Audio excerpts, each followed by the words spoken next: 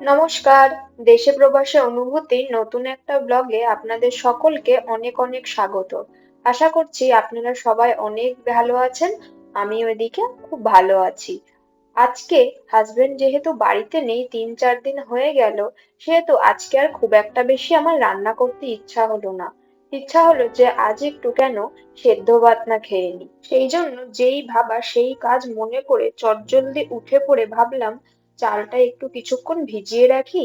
ভিজিয়ে রেখে তবে আলু আর টমেটো দিয়ে সেদ্ধ করে তবে বেশ সেদ্ধ ভাত আজকে ঘি দিয়ে জমিয়ে খাওয়া যাবে। ছোটবেলায় যখন স্কুলে যেতাম, স্কুলে যাওয়ার আগে মা কিংবা ঠাকুমা সবসময় আমাদেরকে এরকম গালে তুলে সেদ্ধ ভাত ঘি দিয়ে মাখিয়ে খাইয়ে দিত। তখন অবশ্য শুধু আলু না, অনেক সময় পটল, ভিন্ডি, কাঁচা পেঁপে, অনেক সময় আবার অর্ধ কাঁচা পেঁপে দিয়েও সিদ্ধ দিয়ে ভাত মেখে তবে খাইয়ে দিয়ে স্কুলে পাঠাতো। আমার সেই স্মৃতিটা আজকে খুব ভালো করে মনে পড়ে যাচ্ছে। মনে হচ্ছে সেই সিদ্ধ ভাত যদি আবার মা কিংবা ঠাকুমার হাতে কিংবা দিদুনের হাতে আমি খেতে পারতাম, তাহলে তার স্বাদ মনে হয় আরো দ্বিগুণ বেড়ে যেত। যাই হোক, সেই ভেবে এখন তো আর কাজ নেই, কেন কি আমি তাদের থেকে এখন অনেক দূরে আছি। সেই জন্য যা করতে হবে নিজেকেই চটজলদি করে নিতে হবে। কেন কি অনেকক্ষণ ধরে খিদে পেয়েছি, উঠছি বসাবো এই করে আর হয়ে উঠছে না।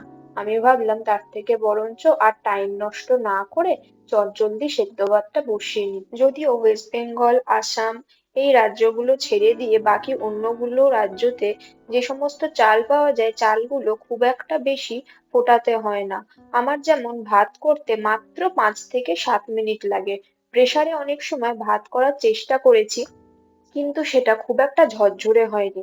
একটার সঙ্গে একটা যেন লেগে গিয়ে সে একটা মন্ড তৈরি হয়ে যায়। ওইভাবে আবার আমার খুব একটা কখনোই ভাত খেতে ভালো লাগে না।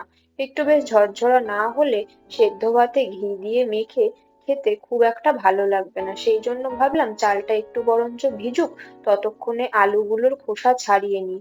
কেন কি সেদ্ধ ভাতের সঙ্গে একসঙ্গে আলু বসিয়ে দিলে তখন খোসার গায়ে ভাত লেগে সব একসার হয়ে যাবে। তার থেকে আলুর খোসাগুলো ছাড়িয়ে দিই। আর ওদিকে জলটা আমি ফুটতে বসিয়ে দিয়েছি।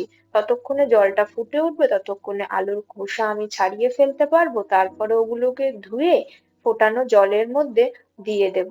দিয়ে দিলে আলুটা কিছুক্ষণ সেদ্ধ হতে থাকবে আগে।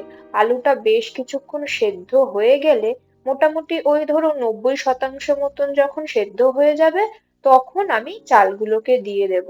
না হলে চাল আগে দিলে আলু সেদ্ধ হবে না। কেন কি আগেই তো আপনাদেরকে বললাম যে এখানকার চালগুলো সেদ্ধ হতে খুব কম সময় লাগে। দুটো টমেটো অবশ্য আলুর সঙ্গে দেব। যখন আলুগুলো প্রায় 50 থেকে 60% মতন সেদ্ধ হয়ে যাবে, তখন গিয়ে আমি টমেটো গুলোকে দেব সেদ্ধ হওয়ার জন্য। না হলে টমেটো গুলো আবার খুব বেশি সেদ্ধ হয়ে গেলে ভাত আলু সবকিছুর সঙ্গে মেখে আর টমেটো গুলোকে খুঁজে পাওয়া যাবে না। এই যে জলগুলো ফুটে উঠেছে, এবার আলুগুলোকে আগে দিয়ে দিচ্ছি। কেন কি আলুগুলো তাহলে খুব ভালো করে সেদ্ধ হয়ে যাবে। যদিও আলুগুলোকে প্রেসার কুকারে বসিয়ে দিলে পারতাম, কিন্তু আসলে আবার আলুগুলোকে প্রেসারে আলাদা করে বসাবো, আবার টমেটো গুলোকে কখন সেদ্ধ করব, ভাতটাকে আবার একটা অন্য পাত্রে করতে হবে। কিছুটা যেন আজকে অলসতা লাগছে। সেই অলসতার জন্যই ভাবলাম সবগুলো একসঙ্গে দিয়ে দেব। তবে আলুগুলোকে আগে দিয়ে তারপরে ভাতটাকে দেবো। ততক্ষণ এদিকে একটু পেঁয়াজ কুচিয়ে নিই। ভাবলাম গরম ভাতে ঘি আলু সেদ্ধর সঙ্গে যদি একটু পেঁয়াজ কুচিয়ে নিই, তাহলে বেশ ভালোই লাগবে। অন্য কিছু আমার আবার এই আলু সেদ্ধ ভাতের সাথে খুব একটা ভালো লাগে না। যেমনি আমিও সেদ্ধ ভাত খেতে খুব ভালোবাসি, অপরদিকে আমার হাজবেন্ডও সেদ্ধ ভাত খেতে খুব ভালোবাসে। কোনো কিছু হলেই আমি যদি ওকে কোনোদিন জিজ্ঞাসা করি যে কি গো আজকে কি রান্না করব, সঙ্গে সঙ্গে একটাই উত্তর আমি পাই, সেদ্ধ ভাত। কিন্তু সব সময় আবার যদিও সেদ্ধ ভাত ভালোও লাগে না। আর একটু চেঞ্জ করে করেও খাওয়া উচিত। একবার ভাবছি পেঁয়াজ আর লঙ্কাগুলোকে কি একবার ভেজে নেব, আবার মনে হচ্ছে না না, সেই ছোটবেলার মতন করে কাঁচা পেঁয়াজ কাঁচা লঙ্কা সঙ্গে একটু সর্ষের তেল দিয়ে একটু খেলেই বেশ ভালো লাগবে। আর অত ভাজাভুজি ফোড়ন দেওয়ার মধ্যে যাব না। আজকে একটু বিনা ফোড়ন ছাড়াই এরকম করে খাই।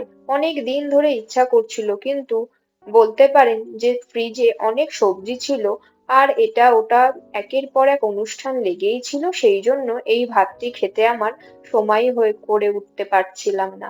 যাই হোক, আজকে সময় পেয়েছি, ব্যাস আর ছাড়ে কে।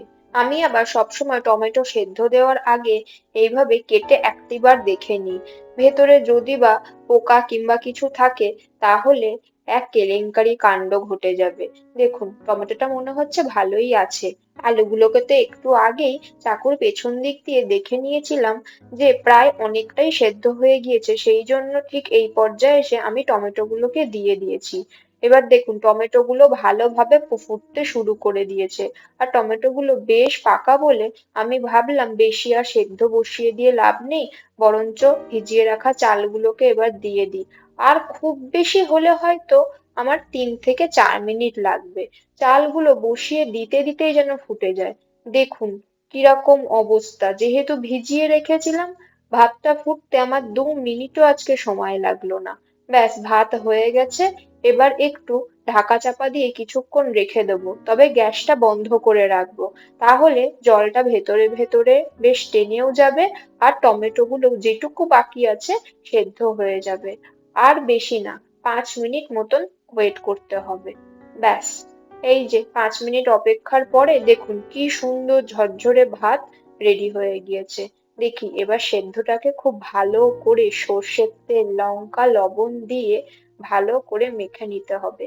এত গরম যে হাতই দিতে পারছি না, সেই জন্য হাতা দিয়েই একটা একটা করে আলু খুঁজে খুঁজে উঠিয়ে নিচ্ছি। মনে হয় 8 পিস মতো আলু দিয়েছিলাম। যাই হোক, যতগুলো পাবো পাবো, না পাবো একারই তো আজকে ভাত। যদি ভাতের মধ্যে পাই তখন মেখে চটকে ওইভাবেই খেয়ে নেব। ওইভাবেও যে খুব একটা খারাপ লাগে তা নয়। আশা করছি সবগুলোকে হয়তো পেয়ে যাব।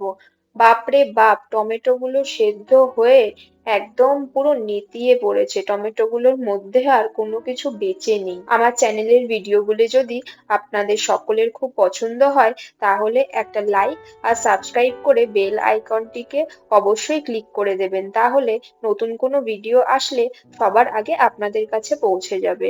আর কে কোথা থেকে চ্যানেলটিকে দেখছেন আর ভিডিওগুলো যদি ভালো লাগছে তাহলে অবশ্যই আমাকে একবার কমেন্টে জানাবেন। আরো নতুন নতুন এরকম ভিডিও আপনাদের সামনে নিয়ে আমি হাজির হব। তাহলে ভাতটা নামিয়ে আমার আর তর সইছে না, আর এমনিতেও সেদ্ধ ভাত ঠান্ডা হয়ে গেলে একদমই খেতে ভালো লাগে না, সেই জন্য ভাবলাম যতই গরম হোক না কেন হাতা দিয়ে হোক কি ম্যাশার দিয়ে হোক মেখে নেব।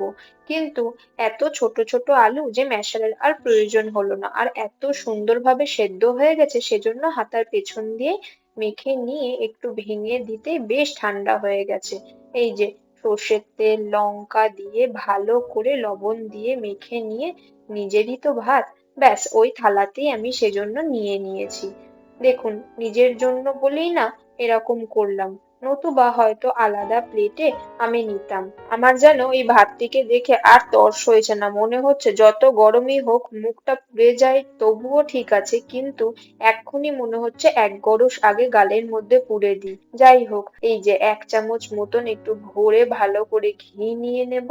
নিয়ে তার সঙ্গে একটা কাঁচা লঙ্কা দিয়ে ভালো করে ডলে যতক্ষণ আমি 1 গরস মুখে দিতে না পারছি ততক্ষণ যেন মনে শান্তি হচ্ছে না। ব্যাস, এই যে একটা বড় কাঁচা লঙ্কা নিয়ে নিলাম, এইটা দিয়ে এবার ভালো করে ভাতটাকে মেখে খেয়ে নিলে তবে মনের শান্তি পেটেরও শান্তি। খুব শিগগিরই আবার একটা নতুন ভিডিও নিয়ে আপনাদের সকলের সামনে উপস্থিত হব। ততক্ষণ পর্যন্ত আপনারা সবাই ভালো থাকবেন, সুস্থ থাকবেন, সাবধানে থাকবেন আর নিজের অনেক অনেক খেয়াল রাখবেন। শুভরাত্রি।